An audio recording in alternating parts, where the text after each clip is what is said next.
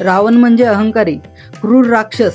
पण खरंच एवढाच होता का रावण? रावण हा फक्त राक्षस नव्हता, तो होता महाज्ञानी ब्राह्मण, 4ही वेद आणि 6 शास्त्रांचा पंडित आणि महादेवांचा सर्वात मोठा भक्त. रावणाचे वडील ऋषी विस्त्रवा आणि आजोबा ब्रह्मदेवांचे पुत्र पुलस्त्य ऋषी होते. म्हणजेच रावण ब्रह्मदेवांचा परतू होता. त्याच्या 10 मस्तकांचा अर्थ म्हणजे फक्त 10 चेहरे नव्हते, तर काम, क्रोध, लोभ, मोह, मद, मत्सर आणि अहंकार आणि त्यावर नियंत्रण ठेवणारे बुद्धी, मन आणि चित्त. रावणाने हजारो वर्षे तपस्या करून आपली 10 मस्तके ब्रह्मदेवांना अर्पण केली. त्याच्या भक्तीला प्रसन्न होऊन ब्रह्मदेवांनी त्याला अपराजय वरदान दिलं, पण मानव आणि वानरांकडून नाही.